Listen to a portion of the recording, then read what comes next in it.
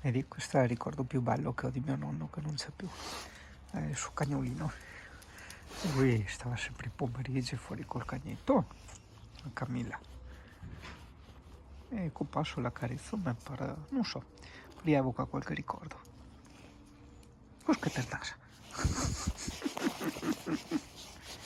Ordine nella vecchia casa, e questi sono alcuni dei premi che ha il CP. Che bello, me li sono portati in camper, però che bei ricordi. Mi resta bello, basta.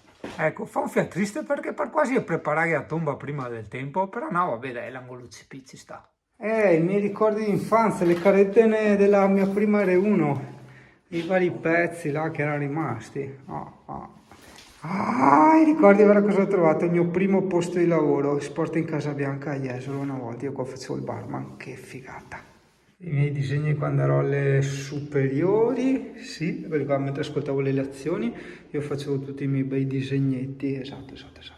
Ah, qua i biglietti alle discoteche in Scozia, il castello di Edimburgo, che figata! Le prime volte ci fermavano i carabinieri. Oh, un po' di sole. Pertanto devo dire che sì, per me la misura di 400 ampere è un buon polmone. Cosa significa un buon polmone? Che adesso c'è un po' di sole, insomma stiamo caricando discretamente, prima ero secco, adesso sono al 96%.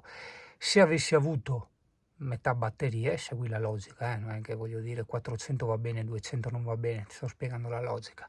Se avessi avuto 200 batterie sarebbero ovviamente riempite ancora ore fa, però il sole avrebbe continuato a, tra virgolette, a caricare, ma le trovava piene e quindi abbiamo sprecato un sacco di energia solare, ok? Mentre così, avendo questo polmone, posso andare avanti ben più giorni quando c'è nuvolo. E poi, insomma, quando c'è sole, il sole lo sfrutto fino alla fine, porca puttana.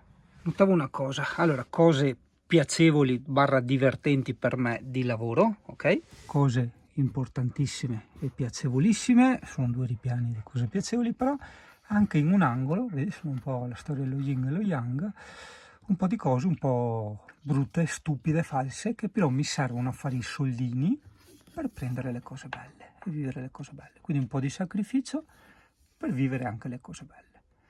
Se nella mia vita personale ci fossero state solo cose belle, le cose belle avrebbero calato il loro valore, mentre così si crea quella sticella oscillante che ti dà quella sensazione di vita piena e vissuta, fatta di alti e bassi, ossia quell'equilibrio, quella diversità, quella vita, perché vita è creazione, movimento, cambiamento. Questo invece è il CP, che alita e fa tutti i gesti da vecchi, perché i cani con gli vecchi fa sempre tutti che versi là, vedi, hai visto? Così fa, sì, e poi si offende anche. Vai che venerdì! Venerdì! Guarda qua. Edera, ok, senti, la fonetica, niente di che, simpatico, familiare, ok, per carità, tutto quello che vuoi, però il suo nome originario, no? Hedera helix, cioè fa tanta Samantha, cioè capisci tu? Una volta, Hedera, che figonga era. Oh, ma guarda che razza di radici strane che ho a cattare di prima mattina, guarda che misteri, porco. Le famose case chiuse. C'era un'ambulanza che passava con le sirene spiegate e la tipa non l'ha mica fatta passare, doveva passare lei, non l'ambulanza con le sirene. Io non ho più parole, ragazzi. Piccolo angolo informativo sul nostro attuale sistema sanitario, e per il nostro attuale sistema sanitario intendiamo la zona di Jesolo, Sannona di Piave, eccetera, capito? Allora, abbiamo capito dall'esperienza e anche ascoltando altre persone, esperienza si intende più esperienze personali, quindi dirette, che diciamo quando usufruisci in qualche modo non tanto degli servizi gratuiti dello Stato, degli ospedali, comunque il tuo ticket te lo paghi e non è poco, ma ti vengono messi degli appuntamenti talmente tanti mesi in là che tu dici o muoio o peggioro la situazione, quindi sei costretto ad andare da un medico a pagamento, però insomma questo si è sempre saputo, no?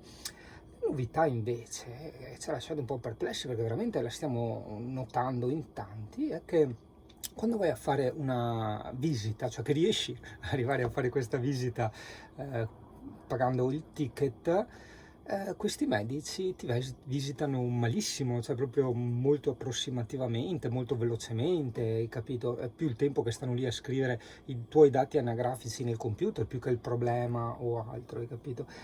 E quello che non capiamo è che diciamo, ma scusa, però comunque, cioè non è che lo fanno gratis, allora fanno le cose alla cazzo e se vai a pagare 120-140 euro le fanno bene, cioè comunque quando le fai tramite ospedale una parte la paghi tu ma l'altra parte la paga l'ospedale, quindi dovrebbe arrivargli ai medici. Qualcuno poi, ragionando sempre su questo discorso, ha detto sì, probabilmente l'ospedale gli fa pagare la struttura, quindi si scala un qualcosa per il noleggio della struttura, il prestito della struttura. Sì, ma anche dalle altre parti, cioè non tutti i medici hanno il proprio ufficio personale quando vai a pagamento, ok, in strutture private, eccetera, o convenzionate. E quindi veramente non ci torna sta roba, cioè secondo me non ha senso, cioè sia il fatto che ti visitano male e, ah no, ma il fatto invece che non ti visitano, cioè che hai appuntamenti alle calende greche, quello sembrerebbe dal fatto che gli ospedali hanno un tot di soldi assegnati per la sanità, che sono sempre meno, no? Perché fanno sempre più tagli. In base a questi soldi che loro hanno in questo salvadanaio, danno la disponibilità di medici, quindi non è che i medici non sono disponibili. Ci sembra di capire, sicuramente sbagliamo, ma noi preferiamo sempre utilizzare l'intelligenza più che le informazioni false che ti danno i media, ok? E quindi con l'intelligenza noi pensiamo a sta roba, che ci sono sempre meno soldi, essendoci sempre meno soldi c'è meno possibilità di dire abbiamo questo medico, abbiamo quello lì, hai capito? Resta il problema del fatto che ti visitano male. Quello non ha senso, Dio caro, non ha veramente senso. Ticket o non ticket, io fra un po' devo andare a farmi l'ago aspirato, un po' di ansia. Anche se lo fanno in anestesia, ma comunque un po' di ansia lo stesso, se un po' per i risultati, tutto quello che vuoi. È un po' ma, mi, mo, sarà, vai a farti vedere di qua, vai a farti vedere di là, cioè vai da un medico che poi ti dice no, vai a farti vedere dall'endocrinologo, che dopo l'altro ti dice no, vai a farti vedere l'ecografia ai testicoli, e dopo l'altro ti dice no, vai a farti l'ago aspirato, cioè è tutto un rimbalzare, però ogni rimbalzo a pagamento costa sulle 140 euro, 120, 140, dipende da chi vai, altrimenti costa 40 euro, più le ecografie, le radiografie, sì no, le ho passate di un bel pezzo di 500 euro per sto giochetto della tetta, porca puttana. È che sai, per me sarebbero stronzate queste cose, però va avanti da più di 3 mesi sta roba, hai capito? È il tempo che mi preoccupa, la durata. Vabbè, mi pincio un caffè sulla CP Cup, giusto per mantenere la tranquillità e via. Beh, se non è niente, diciamo la festa la faccio tutti i giorni, perché io credo che ogni giorno della vita ti è regalato. Quindi, seppur con intelligenza e ponderatezza, ma io la festa la faccio molto molto spesso, perché ogni giorno meriterebbe di far festa. Però diciamo che se oggi, cioè oggi quando vedranno i risultati, è ufficiale che proprio non ho cose gravi, insomma, un motivo in più per fare, per fare festa. E questo perché insomma sto risultato è da 3 mesi che lo aspetto, hai capito? Quindi 3 mesi di incognite, di attese, di ansia, no? Hai capito? Non è bello, non lavori bene, ma a parte lavori bene, non vivi bene, sei sempre un po' quel filo di depressione, di disfattismo nei confronti della vita, hai capito? Cioè esci dal presente e ti proietti già in quel futuro che potrebbe essere la parte al di là della scivolata sulla banana e vedi quello che dovrebbe essere il tuo presente, lo vedi come un malinconico passato.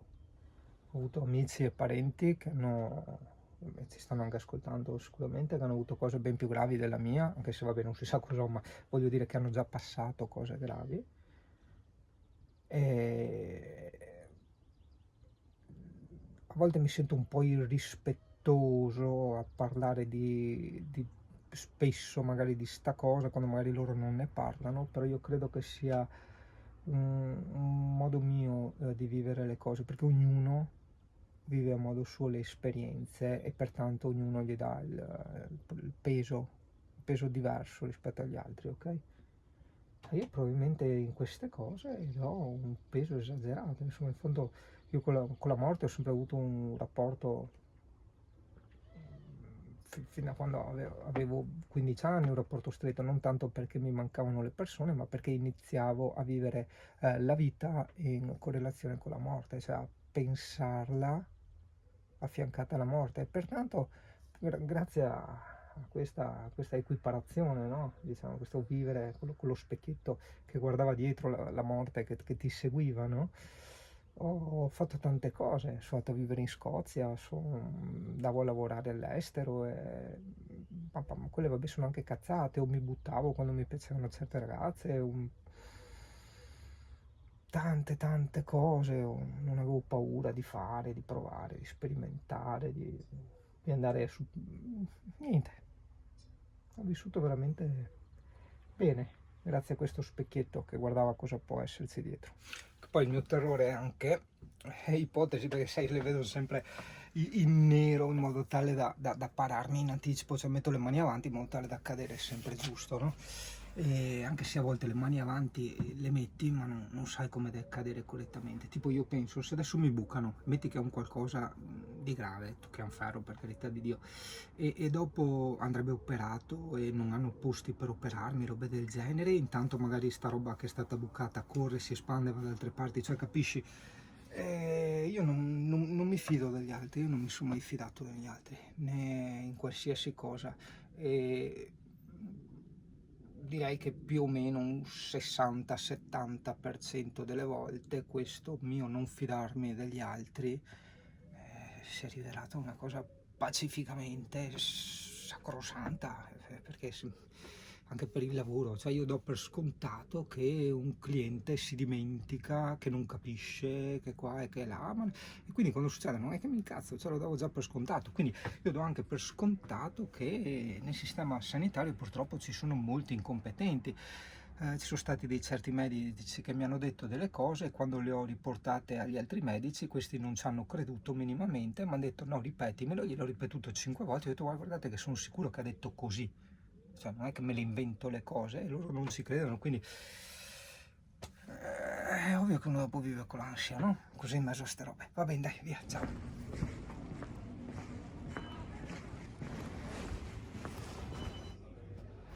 Boh, i risultati della biopsia arriveranno tra 10 giorni. Sono un po' tranquillizzato, nel senso che anche loro mi hanno rifatto, ovviamente l'ecografia per trapanare là, ma mi pare adesso a quelle 3 spot qui che pianta l'ago in tel petto, no?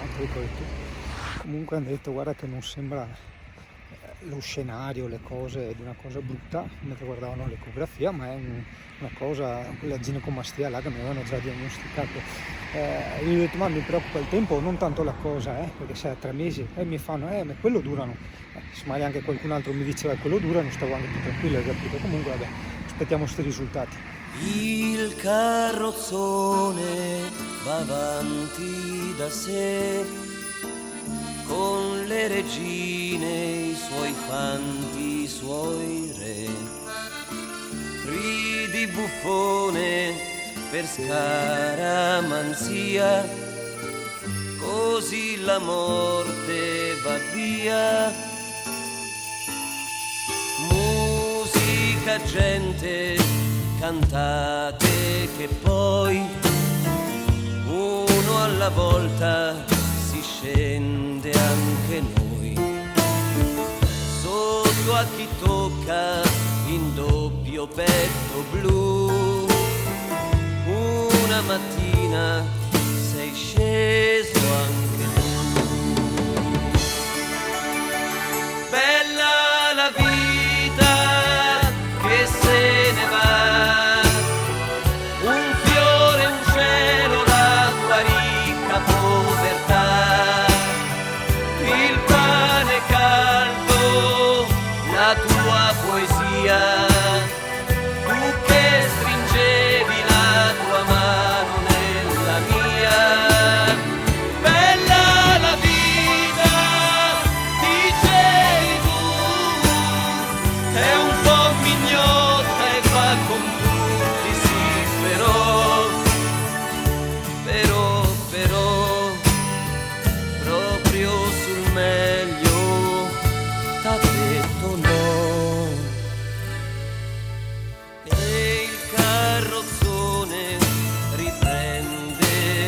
via, facce truccate di malinconia.